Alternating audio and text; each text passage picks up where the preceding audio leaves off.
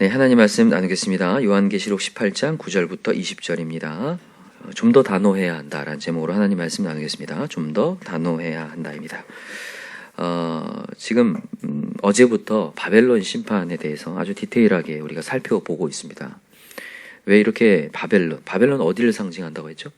세상을 상징하고 로마 제국을 상징하는데 왜 이렇게 세상에 대한 심판을 아주 디테일하게 보여주는가?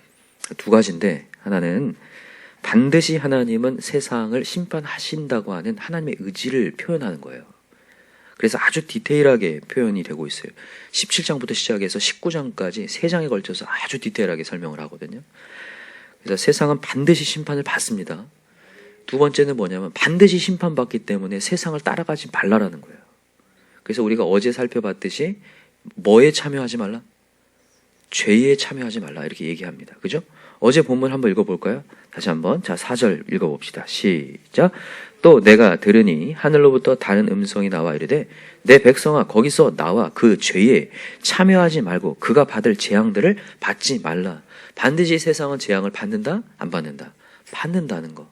심판이 있기 때문에 그 죄에 참여하지 말라. 우리가 이전부터 듣는 게 동참죄라는 죄. 그죠? 사람들은 그래요. 나는 안 했어요. 제가 해서 따라갔어요. 이렇게 핑계댈 수 없다를 얘기하는 거예요. 제가 이 전도를 하거나 아니면 신앙이 있다가 신앙이 사그라져서 교회를 멈춘 사람들의 얘기를, 증언을 들어보면 이런 얘기를 굉장히 많이 해요. 사람들이 안 도와준대요. 이게 맞는 말인가요? 사람들이, 환경이 저를 도와주지 않아서 제가 멈췄대요. 신앙을요. 여러분, 하나님 앞에서 그런 핑계 댈 수 없어요. 절대 없습니다. 고린도전서 4장에도 분명히 얘기하지만 맡을 바 구할 것은 뭐라고 했냐면 충성이라고 얘기하면서 마지막 날에 각 사람대로 갚아주리라고 그랬어요. 그게 각 사람이 전체를 아울러서 갚아준다는 얘기가 아니에요. 각 사람의 믿음대로 갚아준다는 거예요. 우리가 착각하지 말아야 됩니다.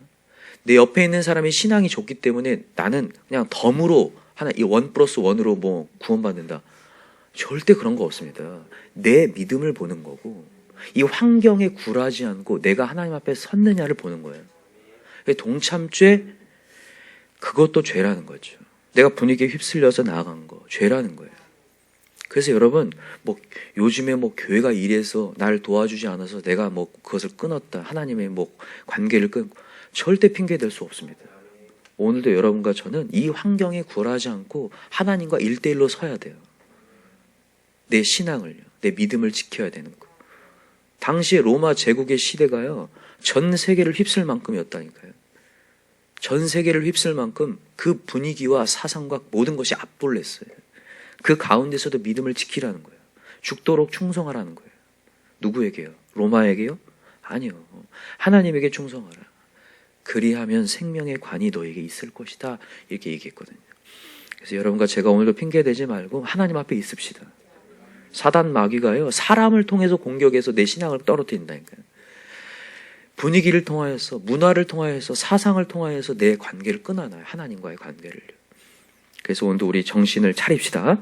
오늘 본문에 보니까 어떤 내용이냐면 또다시 동참죄를 짓고 있는 사람들에 대한 심판을 얘기하고 있습니다. 세 부류로 얘기를 하는데, 자, 첫 번째 부류가 9절부터 나옵니다. 자, 읽어볼까요? 시작. 그와 함께 음행하고 사치하던 땅의 왕들이 그가 불타는 연기를 보고 위하여 울고 가슴을 치며 그의 고통을 무서워하여 멀리 서서 이르되 화 있도다 화 있도다 큰 성 견고한 성 바벨론이여, 한 시간에 내 심판이 이르렀다 하리로다. 여기 보니까 이 큰 성을 무슨 성이라고 얘기하고 있어요? 견고한 성이라고 돼 있어요. 견고한 성. 견고한 성 바벨론이요. 안 무너질 것 같았다는 거예요.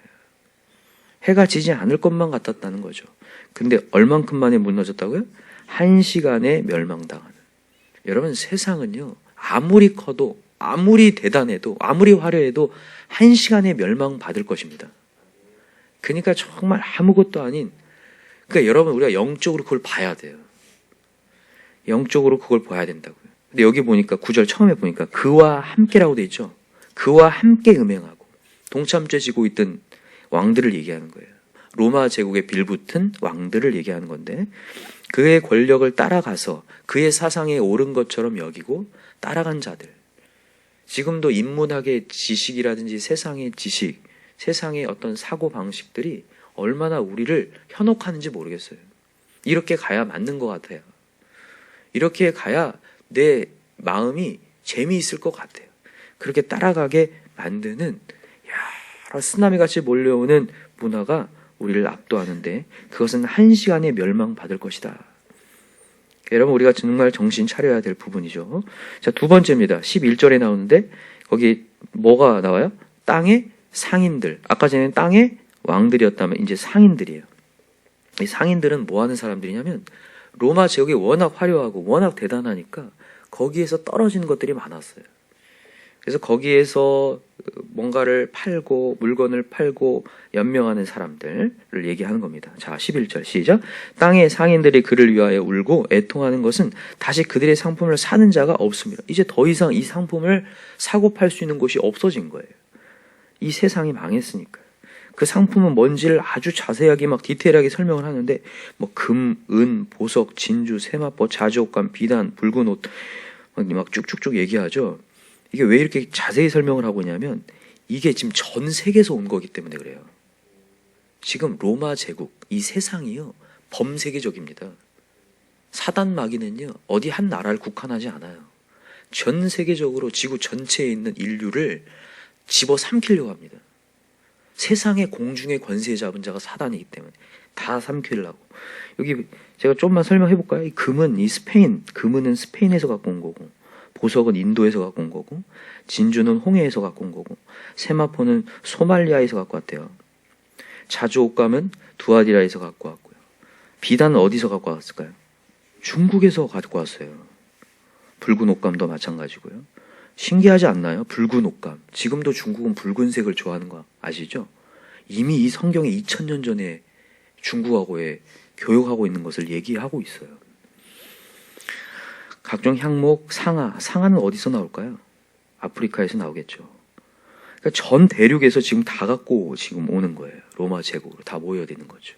그렇게 지금 세상에 절을 하고 있고 이 용과 두 짐승에게 절하고 있는 이 전 세계적인 것을 상징하는 거예요. 그러니까 얼마나 사람들이 휩쓸리기가 쉽겠습니까? 전 세계적으로 움직이고 있는데. 근데 여러분 2000년 전만 그런 게 아니라 지금도 마찬가지잖아요. 지금은 미디어라는 게 있어서 전 세계적으로 모든 것을 소통할 수 있는 시대가 되었잖아요. 네트워킹이. 그죠? 엄청나게 정말 어떤 데든지 지구촌이라고 얘기할 정도로 지구가 작아졌다고 얘기하는데 이게 좋은 것일 것 같지만 좋지 않을 가능성이 상당히 높습니다. 어떤 하나의 이 기치를 내거는 순간 그게 옳은 양 다 몰려 들어가서 쫓아갈 수 있는 시대거든요. 그래서 여러분과 제가 오늘도 말씀을 통해서 기준을 잡지 않으면 휩쓸릴 수 있다는 거예요. 여러분, 그래서 오늘 말씀처럼 좀 더 어떻게 된다고요?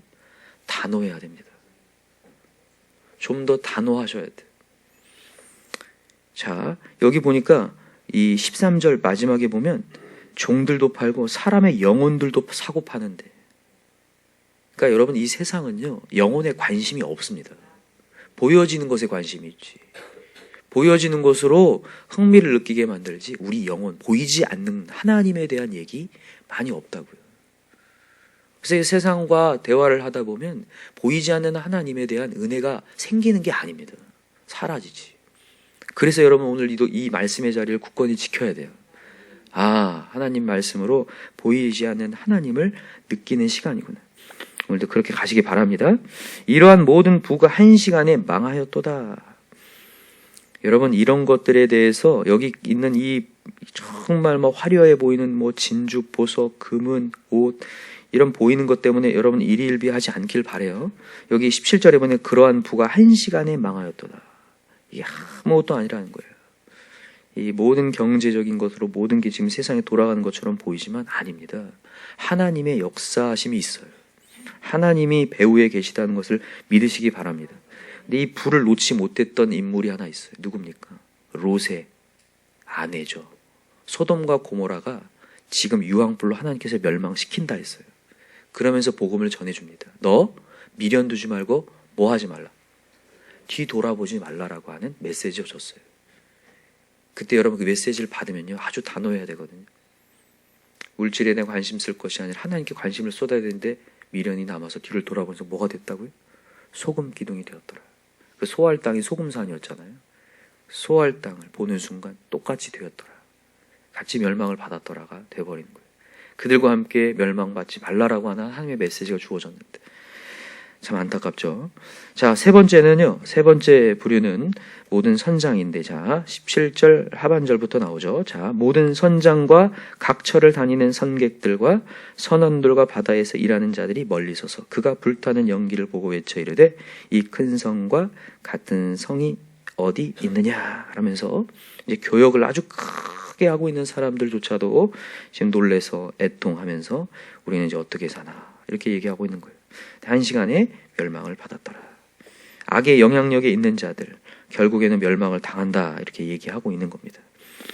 그러면서 자 20절 읽어볼게요. 20절 시작. 하늘과 성도들과 사도들과 선지자들아 그로 말미암아 즐거워하라. 하나님이 너희를 위하여 그에게 심판을 행하셨음 이라더라. 여러분 여기 이거 보면서 좀 착각하지 않으셨으면 좋겠어요. 그들이 심판 받는 거 보면서 막 박수치면서 막 즐거워한다. 이거 어떻게 좋은 모습이에요? 안 좋은 모습이에요? 그 얘기가 아니죠, 여러분. 그러니까 이 즐거움은 그들이 심판받고 있음의 즐거움이 아니라 악이 증명되었음에 대한 즐거움을 얘기하는 거예요. 우리가 여러분 세상의 방식으로 살아가지 않을 때에 어떤 것이 찾아오냐면 외로움이 찾아옵니다. 여러분 회사에서나 직장에서나 학교에서나 가정에서나 신앙을 곧게 지키고 굳건하게 지키려고 하면 나도 모르는 외로움이 찾아와요. 아주 큰 외로움이 왕따를 당할 수밖에 없거든요. 그러면서 이 외로움이 어디로 가냐면 내가 너무 지나치게 신앙생활하나 이렇게 가요. 내가 느끼지 않아도 옆에 사람이 얘기해줘요. 야, 너 미쳐도 단단히 미쳤구나. 야, 너 너무 지나치게 믿는다. 이런 얘기를 하니까 내가 약간 어떻게 돼요? 위축이 되는 거예요. 아, 정말 그런가? 내가 정말 너무 지나치게 믿나? 아닙니다. 지나치게 믿는 게 아니라 진짜라는 거예요. 오늘 이 메시지가 증명하는 거예요. 이 세상, 이 화려한 세상의 방식은 한 시간에 멸망받을 정말 아무것도 아닌 안개와 같다라는 거예요. 오늘도 우리가 하나님을 정말 정폭적으로 따라가는 이 신앙만이 산다는 거예요. 사도 바울이 그래서 이 왕들 앞에서 하나님을 증언할 때 얘기를 듣잖아요. 너는 미쳐도 단단히 미쳤구나. 그랬더니 되게 좋아요, 그 메시지를. 아우, 내가 진짜 예수 미쳤다. 여러분과 저도 그런 소리 들을 때에 위축되지 말고 좀 더 당당해지셨으면 좋겠어요. 자부심을 느끼고 이 세상 정말로 안개 같은데 예수만이 산다. 그런 여러분 마음 가운데의 자부심을 갖고 가시기 바랍니다. 오늘도 세상의 방식 따라가지 않고 타협하지 않았으면 좋겠어요. 혹시나 마음 가운데 내가 좀 지나친가? 조금 타협을 해야 되지 않나? 여러분, 타협이 어디까지 타협하시려고요? 기준이 어딜까요? 여러분, 세상에 타협하는 순간 세상은 늪입니다. 이게 한정되지 않아요. 한번 열기 시작하잖아요. 그러면 쭉쭉쭉쭉 열립니다. 세상으로 쭉쭉쭉 또 나아간다고요. 왜냐고요? 우리는 어디 살고 있냐면 지금 세상에 살고 있어요. 세상에 살고 있기 때문에 자칫 잘못하면 조금만 내가 이렇게 휩쓸리면요, 나도 모르는 사이에 세상의 방식을 따라가고 있는 나를 발견하고, 또 하나는 우리의 옛습관이라는 게 있었어요. 이게 죄성이거든요. 이 죄성이라는 게 길이 뚫려 있습니다, 이미. 그렇기 때문에 자칫 내가 이렇게 휩쓸리잖아요. 그대로 고속도로를 향해 날아갑니다. 내가. 그걸 여러분 경험하지 않나요? 조금 타협하는 순간, 어느 순간 한 일주일 지났는데 완전히 저쪽에 가 있는 내 자신을 보거든요. 그래서 여러분 좀 더 단호하셔야 돼요. 여러분, 우리 대한민국의 이 기독교 역사가 120년 짧지만 이 5대, 6대째 신앙인들이 간혹가다 발견을 하거든요. 근데 그분들의 1세대를 얘기 들어보잖아요. 정말 단호하셨어요. 정말. 그니까 5대, 6대가 연결되는 거예요. 진짜로 아주 심각할 정도로. 진짜 주일 성수 제대로 안 하거나 뭐 헌금을 조금이나 단데 썼다는 얘기를 듣는 순간 그 1세대의 할아버지죠. 증조, 고조 할아버지겠죠. 그분들이 정말 노를 바라고 정말 천지가 개벽할 만큼 막 이 가정들이 막 그렇게 됐다는 얘기들 막 듣거든요. 근데 그런 단호함 때문에 신앙이 연결된 거예요. 그래서 여러분과 제가 오늘도 타협하지 말고 단호해야 돼요. 특별히 1세대라면 더 그렇습니다. 사단 마귀가 1세대를 공격하고 리더를 공격해요. 리더를 공격해서 뭐 만드는 거냐면 이 뭐랄까요? 안전장치 없애는 거예요. 여러분, 믿음의 공동체가 있다는 건 진짜 감사한 일이거든요.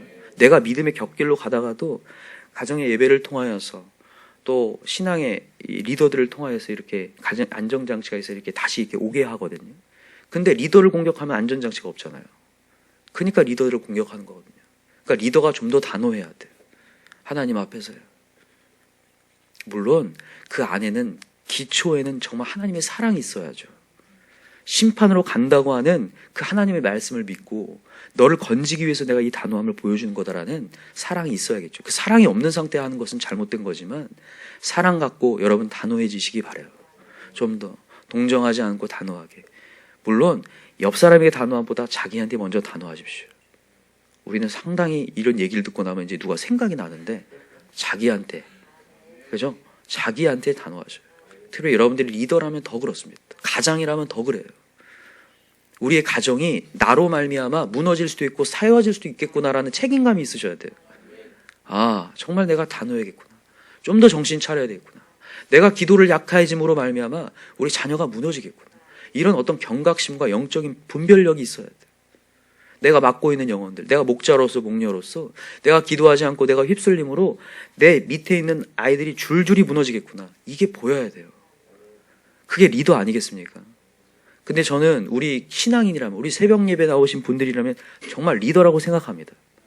그렇기 때문에 여러분과 제가 오늘도 좀 더 단호하게 신앙의 가문들이 계속해서 이어지고 내 뒷모습으로 올 수 있도록 맨날 타협해가지고 무너진 게 아니라 이제는 정말 단호하게 나아가서 하나님의 나라가 견고하게 세워지는 것들을 보았으면 좋겠습니다.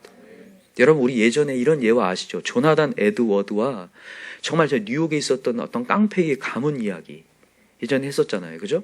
조나단 에드워드가 이 목사님이 이 미국의 제1차 대각성 운동의 주역이거든요. 미국이 이 독립을 한 이후에 하나님의 메시지로 말미암아 그 나라가 굉장히 부강해졌잖아요. 근데 그때부터 이제 사그라들기 시작할 때 이 조나단 에드워드가 이 기치를 내걸었거든요. 그 조나단 에드워드가 가정에 가면 정말 단호했어요. 자녀들에게. 근데 5대째 가문을 보니까 얼마나 다 훌륭하게 됐는지 모르겠어요. 이 시대에 엄청난 신앙의 영향력을 미치는 사람을 엄청나게 배출해요. 그러다 저희 뉴욕에 있던 어떤 한 깡패, 정말 즉 가문에 나오는 아이들마다 얼만큼 최악의 영향력을 미치는지 모르겠어요. 제가 그것만 봐도 알 수 있어요. 여러분과 저는 예수를 따를만 합니다. 정말 예수의 영향력을 미쳤으면 좋겠는데 오늘도 타협하지 말고 이 길이 맞다. 세상은 한 시간에 멸망당할 것이다. 세상 방식 말고 오늘도 예배의 방식으로 가시기 바랍니다. 좀 더 이 세상에서 여러분 손해 나더라도 하나님 방식 가면 됩니다. 내가 좀 더 이렇게 가다가 세상으로부터 내가 좀 버림받지는 않을까? 이렇게 따라가지 않다가 내가 도태되지는 않을까? 아닙니다. 하나님 방식대로 가면 승리할 줄 믿습니다. 대신에 여러분 좀 더 손해보는 거 여러분 감수하셔야 돼요.